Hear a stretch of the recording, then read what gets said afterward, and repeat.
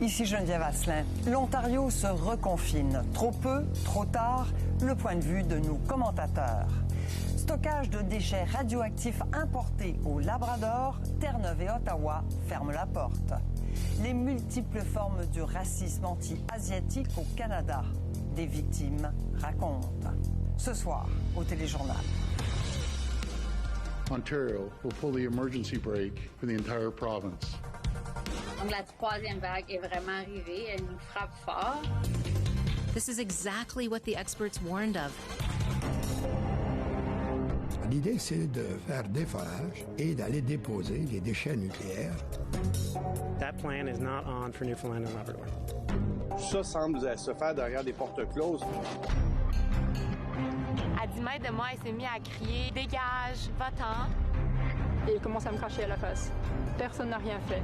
Je réalise qu'après 40 ans, je suis étrangère encore au pays.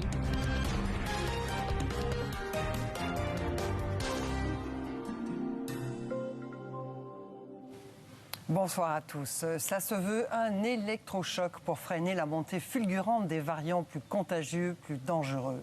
En Ontario, le premier ministre Doug Ford met toute la province sur pause pour 4 semaines. À compter de samedi, la plupart des services non essentiels, tels salles d'entraînement, salons de coiffure et restaurants, devront fermer. Des restrictions mises en place alors que l'Ontario déclare 2557 nouvelles infections. Les hospitalisations ont bondi de 42 % en 2 semaines et les soins intensifs débordent. Le compte-rendu de Natacha McDonald-Dupuis.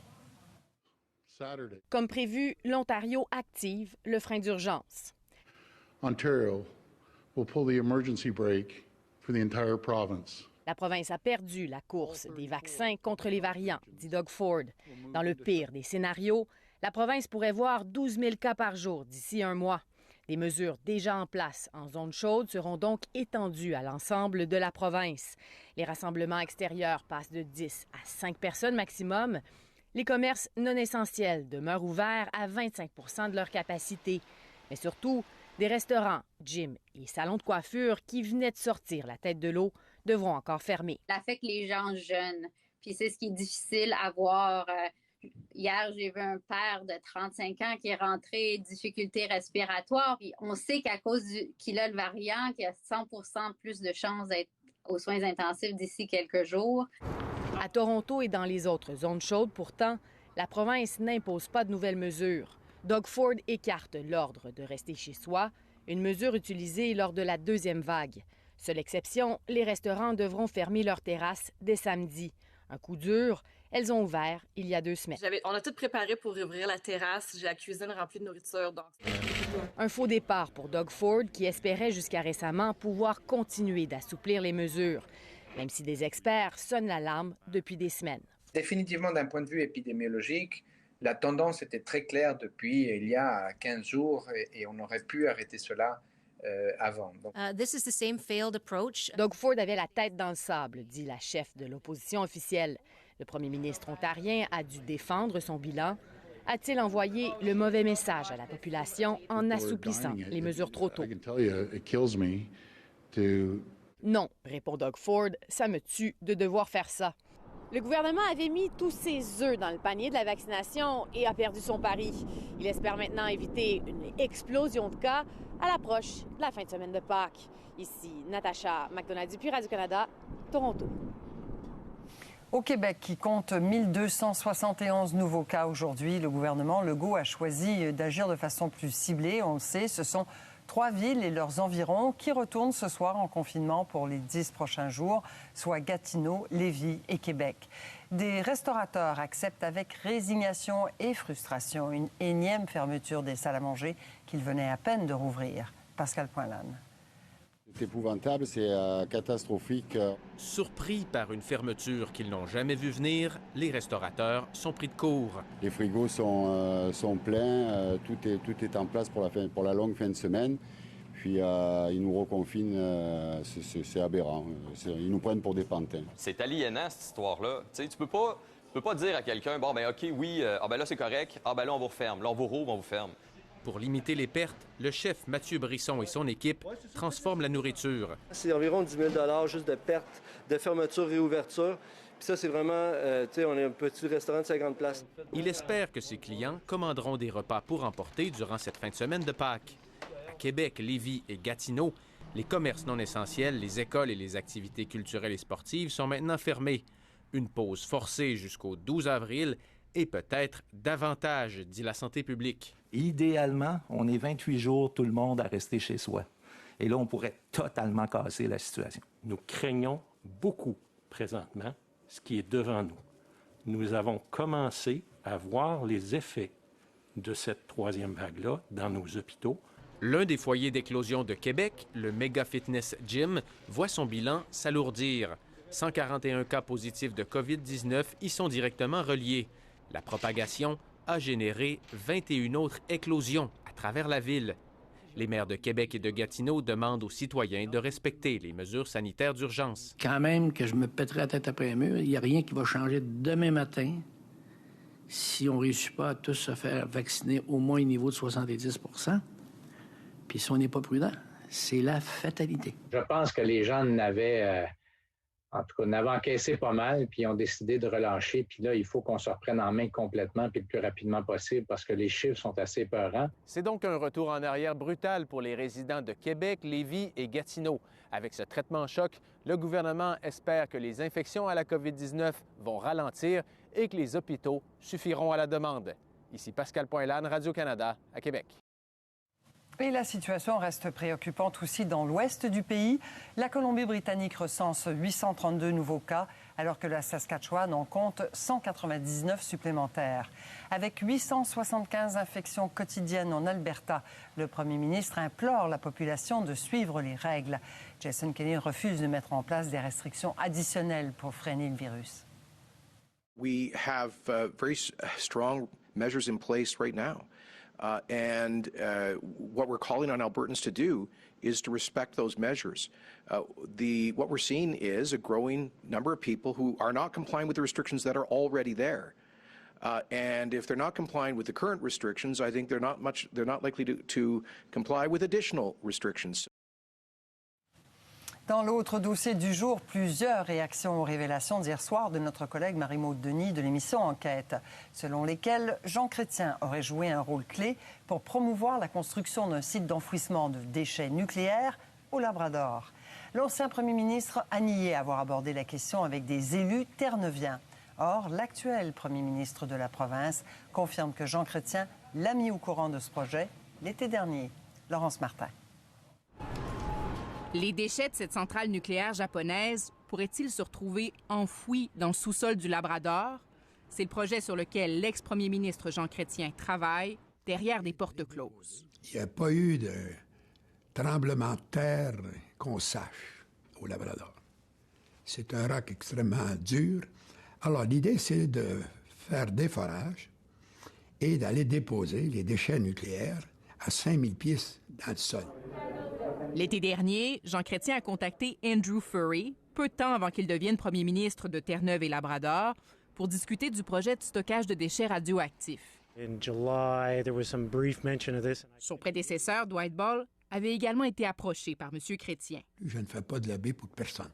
Pourtant, en entrevue à l'émission Enquête, l'ancien premier ministre canadien niait avoir parlé du dossier à des dirigeants politiques. Tout ça semble se faire derrière des portes closes, en secret, avec un ancien premier ministre qui ne se rappelle pas qu'il a écrit des courriels ou qui a écrit des lettres ou qui en a reçu. Il devrait avoir un processus public et transparent. On doit éclaircir quelle est l'influence de Jean Chrétien, comment Jean Chrétien utilise ses contacts ou de quelle façon M. Chrétien dit à des gens d'affaires qu'ils peuvent influencer les opérations du gouvernement.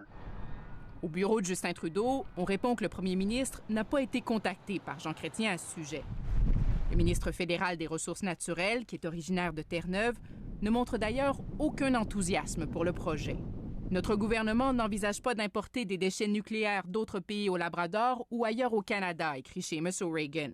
No, zero possibility.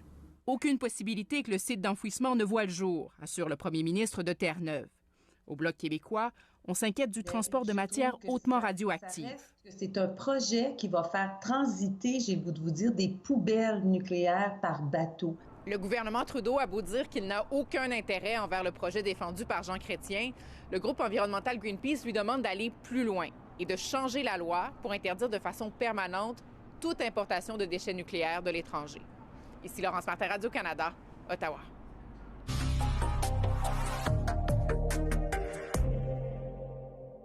Bonsoir Gérald. Bonsoir Geneviève. Alors continuons de parler d'énergie, n'est-ce pas? Parce que Hydro-Québec annonce une hausse de ses tarifs aujourd'hui. Oui, le 1er avril, généralement, c'est l'annonce de la hausse des tarifs ou de la baisse des tarifs lorsqu'il y a baisse des tarifs d'Hydro-Québec. Donc aujourd'hui, entre officiellement en vigueur la majoration de 1,3 qui correspond à quoi? Et qui correspond à l'inflation de septembre 2019 à septembre 2020, parce que le gouvernement du Québec a adopté une loi il y a 2 ans qui venait geler les tarifs en 2020 et ensuite on allait augmenter à l'inflation. Donc pour l'instant, pour cette année, c'est 1,3 Je vous donne 2 exemples, ce que ça veut dire pour quelqu'un qui vit dans un appartement, un 5,5 qui est chauffé à l'électricité. En moyenne, c'est 96 cents de plus par mois. Et pour une maison moyenne de 158 mètres carrés, ça représente 2,35 $ en moyenne par mois. Je vous signale également que les gens qui n'arrivent pas à payer ne se feront pas couper l'électricité pour l'instant. Jusqu'au 1er mai, on repousse à plus tard cette modalité. Pandémie oblige, j'imagine. Voilà. Maintenant, les Canadiens ont apprécié le télétravail.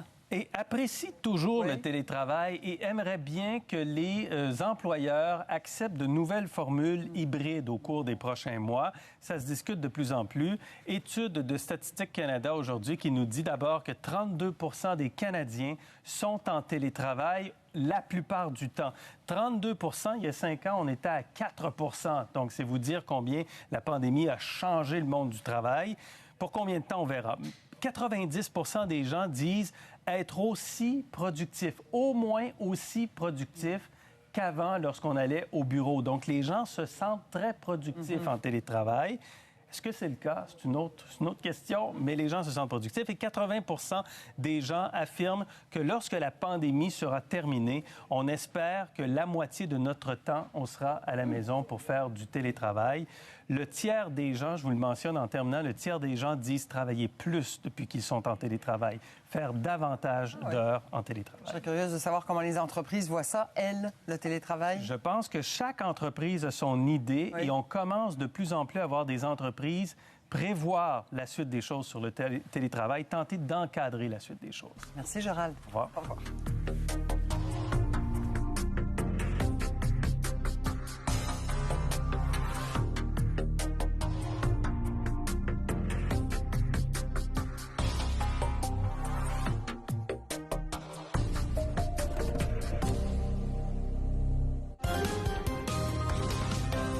Après la pause, le Québec et l'Ontario se sont-ils déconfinés trop rapidement? Michel, Hélène et Paul sont déjà là. Elles nous attendent. Et plus tard, de l'espoir pour la survie des baleines noires, une nouvelle technologie qui élimine les cordages des pêcheurs de crabes.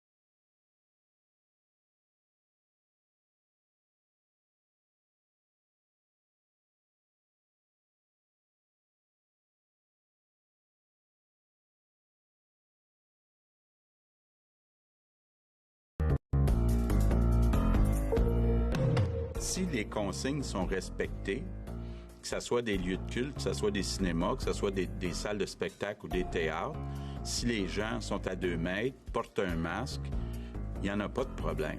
L'alarme a sonné. On doit pas faire de petites exceptions. Il faut suivre les règles à la lettre.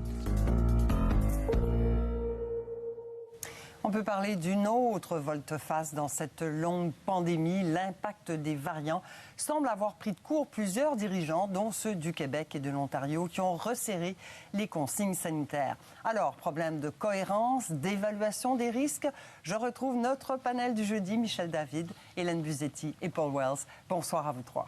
Bonsoir. Bonsoir. Alors, Hélène, je vais commencer avec vous ce soir. Il y a 2 semaines à peine, le gouvernement Legault ouvrait les salles de spectacle, les gyms, les écoles secondaires. Bref, il nous disait d'une certaine façon qu'il y avait moins de risques.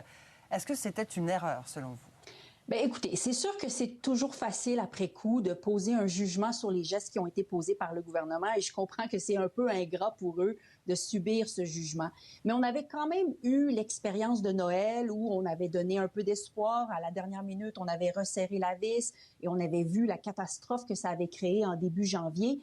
Et là, après la semaine de relâche scolaire, il y en avait beaucoup quand même qui disaient qu'il vaudrait peut-être mieux prendre nos précautions, attendre un peu avant de relâcher. Alors, clairement, le gouvernement, et peut-être lui-même tanné de tout ça, voulait peut-être donner espoir aux citoyens, mais clairement, ça s'est passé trop vite. Et il y a des problèmes systémiques aussi qui ne sont toujours pas réglés. Je vais vous parler de l'Outaouais parce que j'y vis, je suis à Gatineau, une des villes où le problème est cru en ce moment.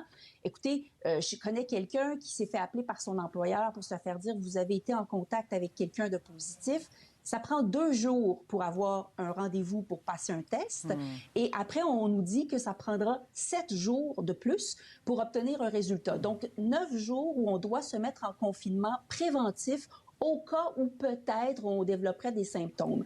Alors, moi, je soupçonne qu'il y a bien des gens qui, placés dans cette situation-là à Gatineau, n'ont peut-être pas respecté les consignes et ce qui explique la situation actuelle. Bref, c'est plus complexe qu'il n'y paraît en apparence. En tout cas, Michel, M. Arruda, entre autres, bon, on sait qu'on connaissait les risques des variants depuis un bon bout de temps déjà. Il y a au moins 2 semaines de ça, ne serait-ce qu'avec l'exemple de la France, là.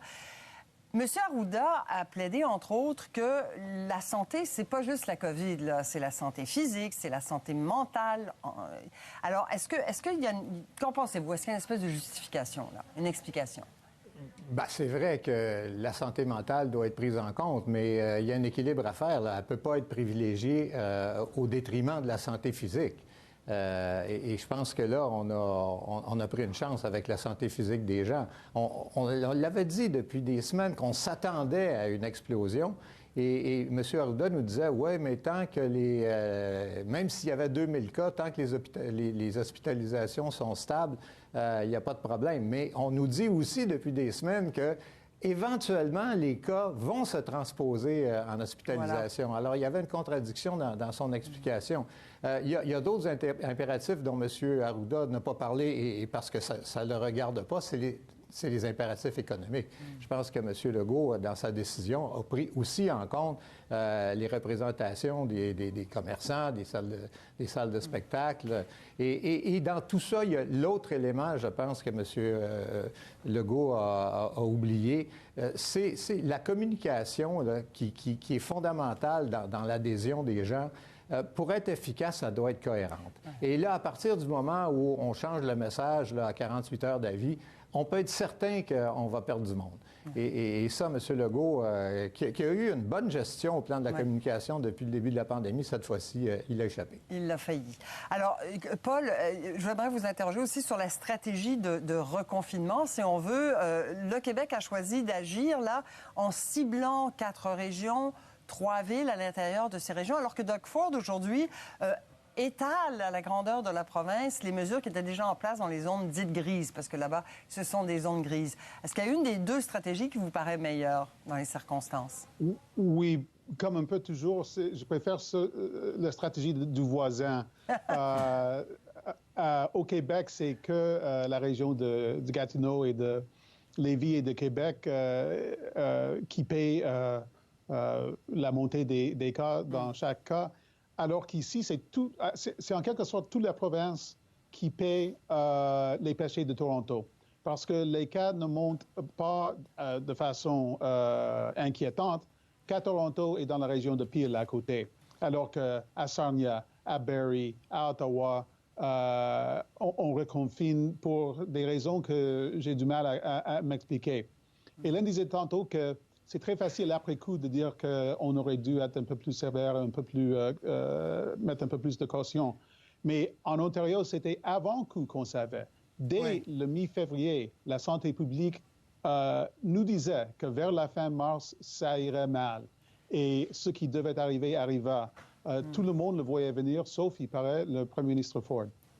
Oui, alors maintenant, j'aimerais, Monsieur Ford, qui accuse d'ailleurs, qui blâme le gouvernement fédéral là-dessus en disant il ne nous a pas fourni assez de doses de vaccins. On est en retard dans la campagne de vaccination. Rapidement, chacun de vous trois là-dessus. Michel, d'abord. Moi, je ne suis pas sur le terrain en Ontario, mais je serais bien surpris que l'Ontario n'ait pas reçu un nombre de vaccins proportionnel à sa population. Je constate que le Québec est en avance sur sa vaccination par rapport à l'Ontario, mais je ne m'explique pas. J'ai de la difficulté à comprendre que ce soit la faute du fédéral. J'ai l'impression que là, M. Ford se cherche un bouc émissaire pour les problèmes qu'il vit dans sa province. Qu'il y ait des disparités entre les régions, c'est tout à fait normal, si je peux dire. Au Québec aussi, on a commencé par privilégier Montréal, puis là, on en transfère dans les régions où ça va plus mal. Et c'est normal, quoi. Hélène, là-dessus. Oui, cette disparité, je pense, s'explique par le fait que l'Ontario a choisi de vacciner plus souvent une deuxième dose, alors qu'au Québec, on a choisi d'y aller à une dose pour plus de gens, ce qui explique la différence de couverture entre les deux provinces. Mais moi, j'aimerais quand même souligner qu'on accorde beaucoup d'importance à l'Ontario, mais toute proportion gardée, la situation, elle est pire en ce moment en Colombie-Britannique et en Saskatchewan. Et je vous soumets qu'en Alberta, où la situation est à peu près équivalente à celle de l'Ontario, une tempête pointe peut-être à l'horizon. Je regardais aujourd'hui les chiffres. En Ontario, on a détecté à peu près 2000 cas de variants. 4000 en Alberta. Et on refuse de resserrer les mesures sanitaires. Dans quelques semaines, là, il y aura des problèmes. Et donc, la vaccination fédérale, Paul, vous comprenez, M. Ford, d'accuser Ottawa là-dedans?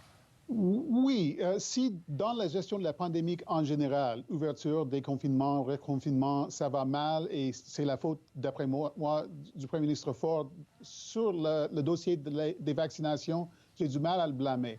L'Ontario réussit quand même à livrer des vaccinations à peu près au même rythme que le moyenne canadien. J'ai jamais entendu un responsable fédéral dire on a dû arrêter les livraisons de vaccins parce que l'Ontario n'y arrive pas. Si faute il y a, d'après moi, c'est pas du côté de l'Ontario. Bon. Alors voilà, vous restez des nôtres. On se retrouve après la pause. On va revenir sur cette histoire d'importation de déchets nucléaires pour les enfouir au Labrador, un projet auquel l'ex-premier ministre Jean Chrétien est mêlé.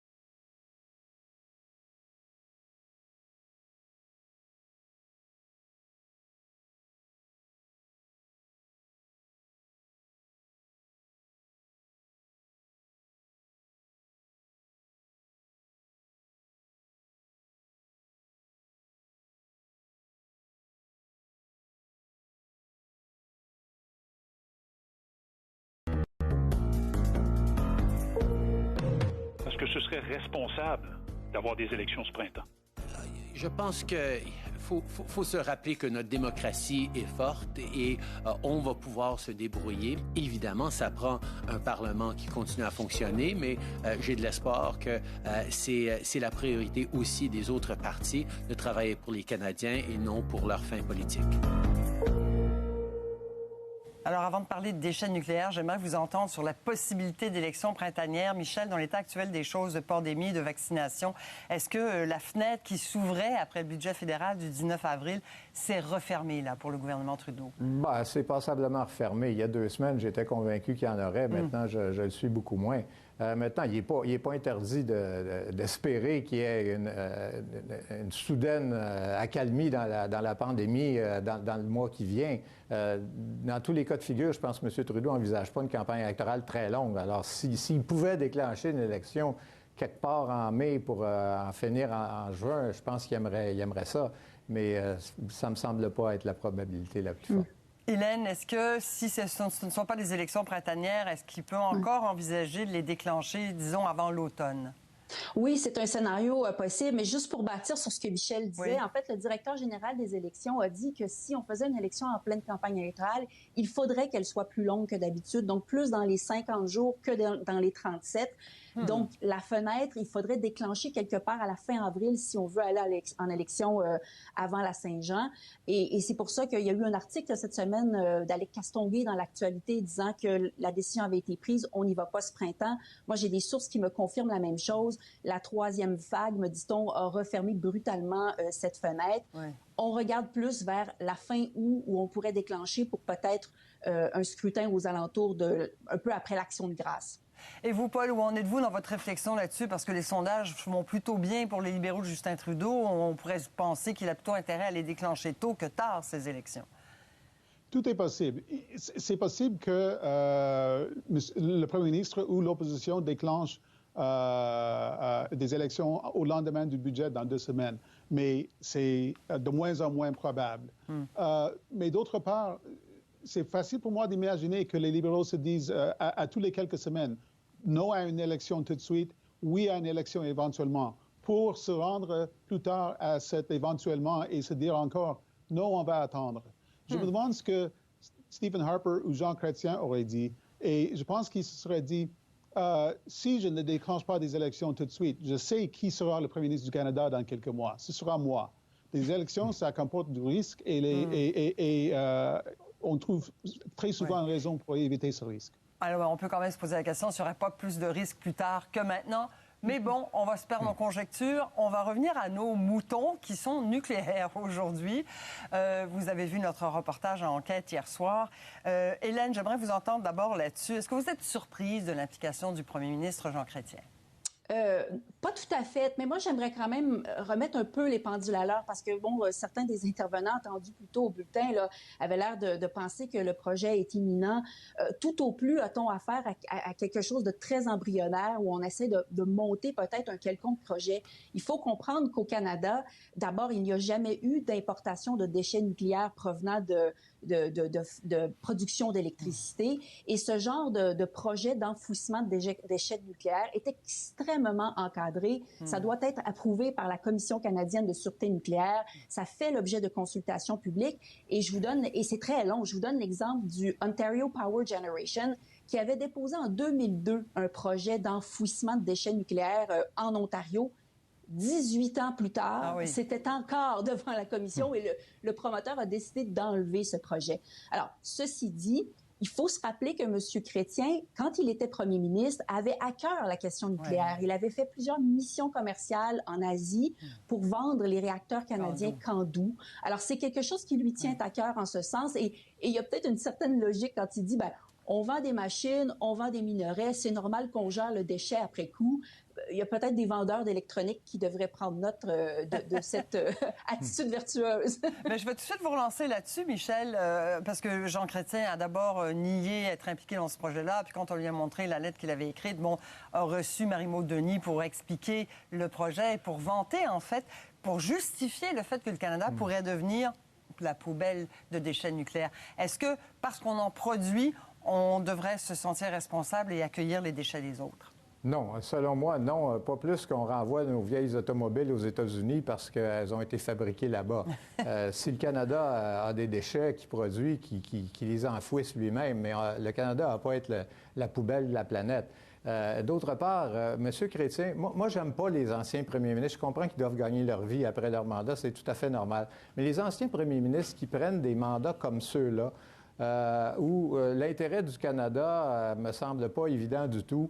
J'aime pas beaucoup ça. Par exemple, j'avais pas aimé non plus que Lucien Bouchard devienne le lobbyiste à titre de président de l'Association canadienne gazière et pétrolière et qui nous essaie de nous vendre à l'époque le gaz de schiste en nous disant que c'était la 8e merveille du monde. J'aime pas beaucoup ça, voir d'anciens premiers ministres prendre des mandats comme ceux-là. Alors, on voit qu'il y a beaucoup de distance de la coupe aux lèvres, Paul. Est-ce que c'est pour autant un projet complètement farfelu, à votre avis? C'est loin d'être une certitude. Et j'ai l'impression qu'on n'engage pas Jean Chrétien pour livrer des certitudes. Je pense que le prix est certainement trop élevé pour cela. Pour moi, ça a de l'allure que le Canada, qui exporte l'uranium, devrait considérer la possibilité d'en accepter les déchets par après.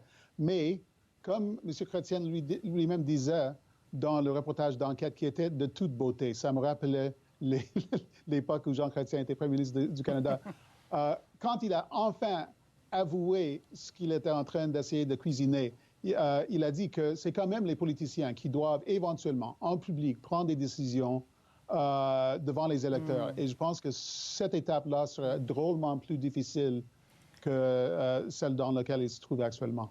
Oui, parce que c'est ça, Hélène, que ça soulève aussi, c'est ces négociations secrètes, finalement, là, qui se passent à l'insu de l'opinion publique. Oui, Michel parlait tout à l'heure... Allez-y, Hélène. Oui, Michel parlait tout à l'heure de M. Bouchard, mais je parlerais aussi de Brian Mulroney avec Karl-Heinz Schreiber.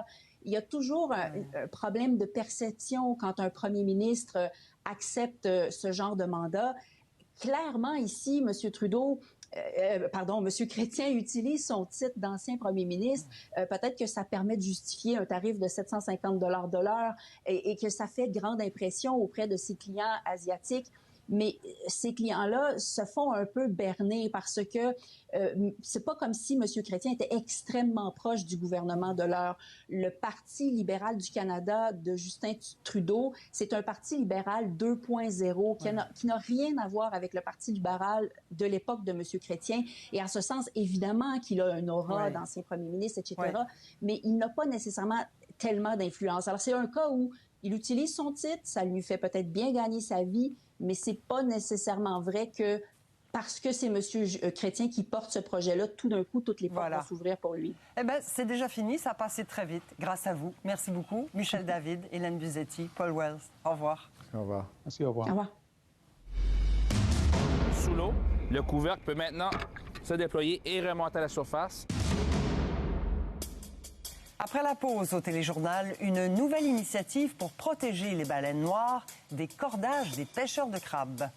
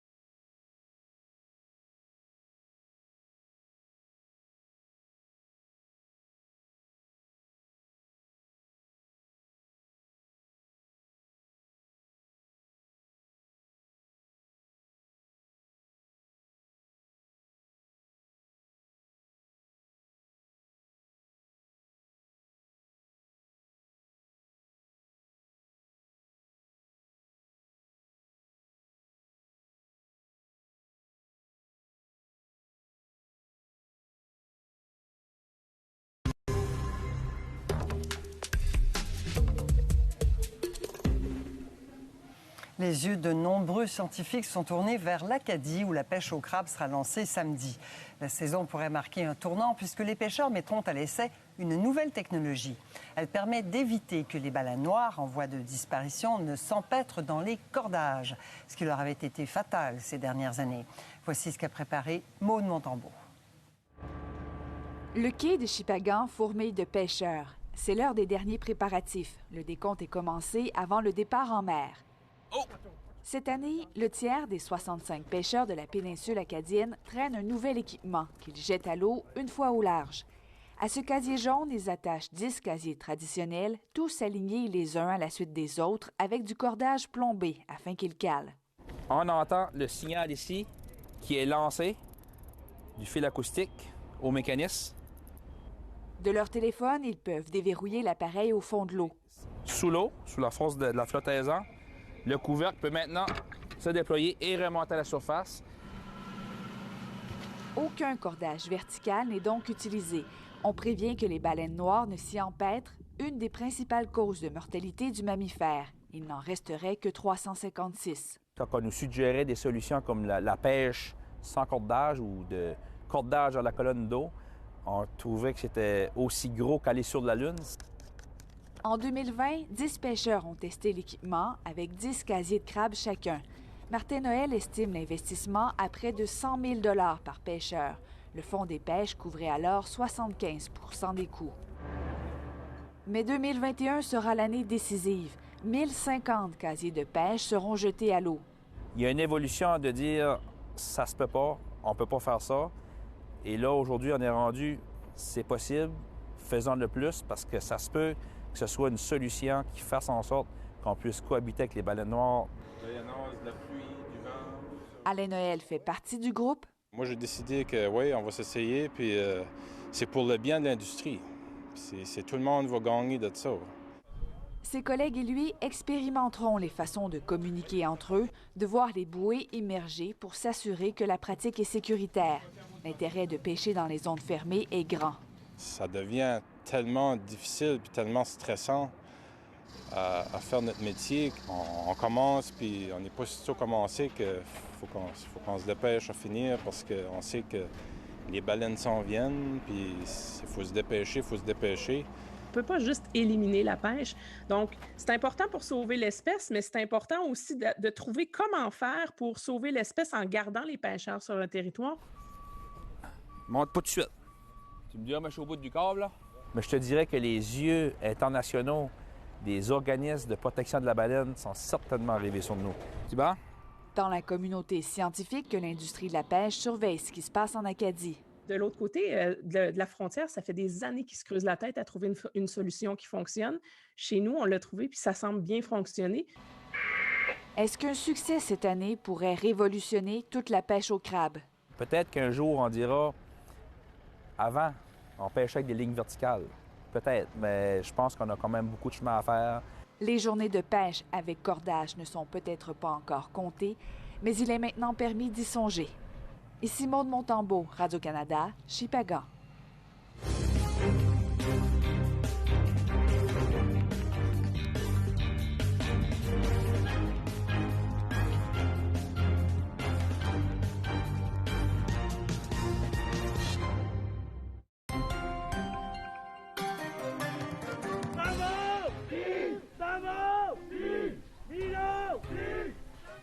Des manifestants ont marqué à leur façon les 2 mois du coup d'État militaire qui a renversé le gouvernement au Myanmar.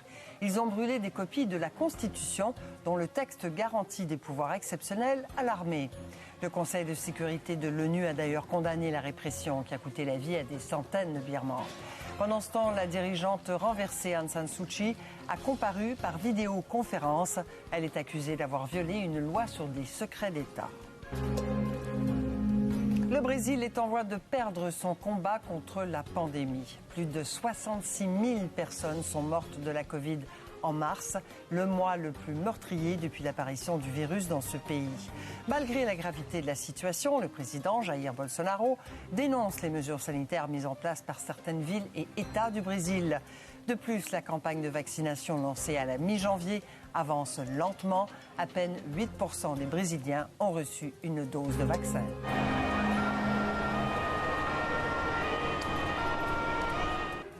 Ce qui était d'abord un poisson d'avril sur les réseaux sociaux a tourné à l'affrontement en Belgique. Des milliers de jeunes se sont réunis à Bruxelles pour une fête qui devait mettre en vedette des artistes bien connus, alors qu'il s'agissait d'un canular. Les forces de l'ordre ont rapidement tenté de disperser ce rassemblement illégal. Les fêtards ont lancé des projectiles en direction des policiers qui ont répliqué avec des canons à eau et des gaz lacrymogènes. Mes parents, beaucoup de clients qui leur disaient de retourner dans leur pays. On est perçu comme, en guillemets, docile, qui a nourri à travers le temps une forme d'injustice. Dans un instant, au téléjournal, des Asiatiques victimes de racisme depuis le début de la pandémie prennent la parole. Chez moi, c'est ici, hein?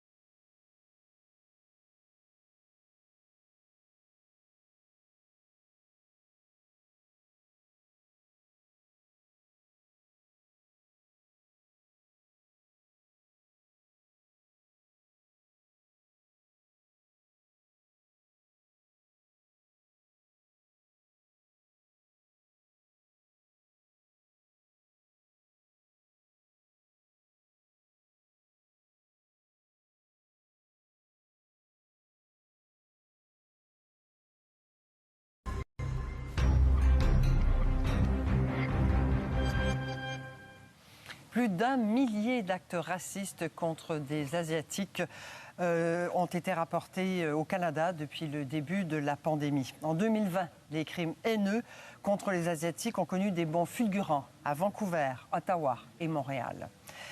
Depuis, des voix se sont élevées un peu partout au pays pour dénoncer cette situation. Nicolas Pham de l'équipe de RAD a demandé à des personnes d'origine asiatique pourquoi elles ont décidé de prendre la parole et de réclamer des actions concrètes.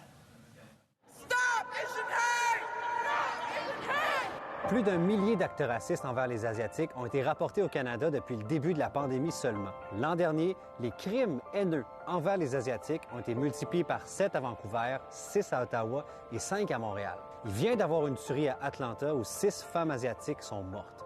Et c'est le moment qu'on choisit tous ceux qui sont liés de près ou de loin à l'Asie, ici, pour dire c'est assez. J'ai une enfant chinoise que j'ai adoptée. J'ai pas amené cet enfant au Canada pour qu'elles puissent vivre qu'est-ce qu'on vit présentement. La propagande anti-Chine, il y en a eu beaucoup. Et je pense que là, on commence à voir un peu les répercussions dans le quotidien des gens. Là. Je réalise que tout d'un coup, après 40 ans, je suis étrangère encore au pays. C'est ça qui fait mal. Je suis arrivée jeune, j'ai été adoptée par une famille québécoise. Pourquoi...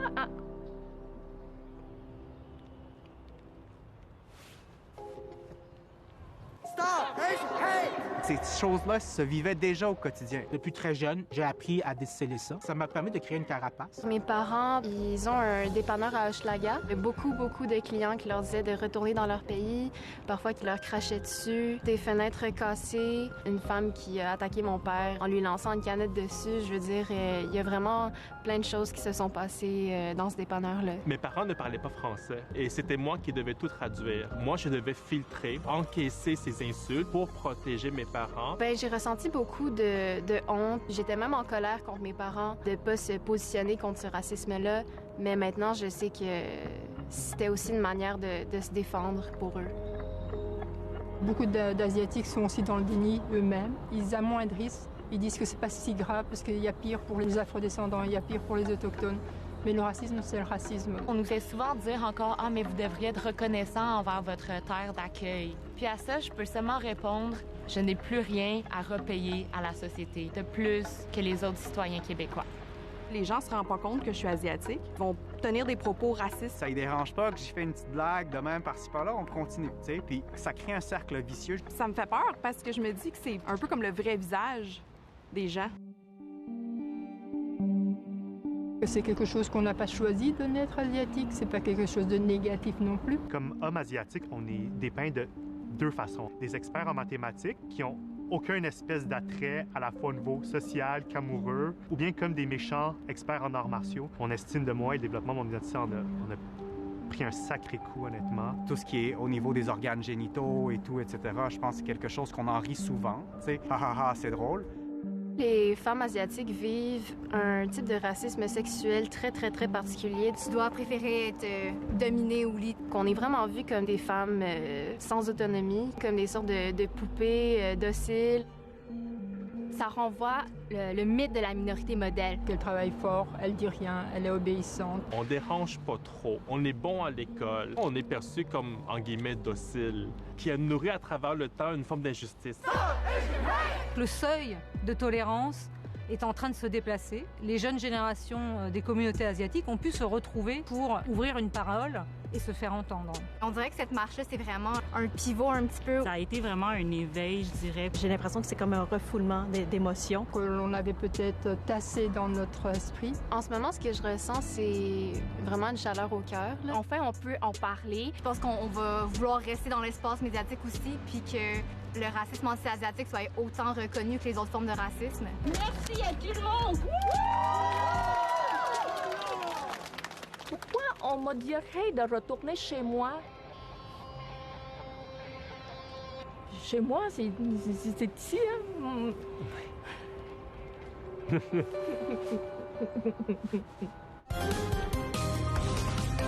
À venir, la météo avec Pascal Yakouvakis. Ça reste plutôt frais demain sur la majeure partie du Québec et des Maritimes.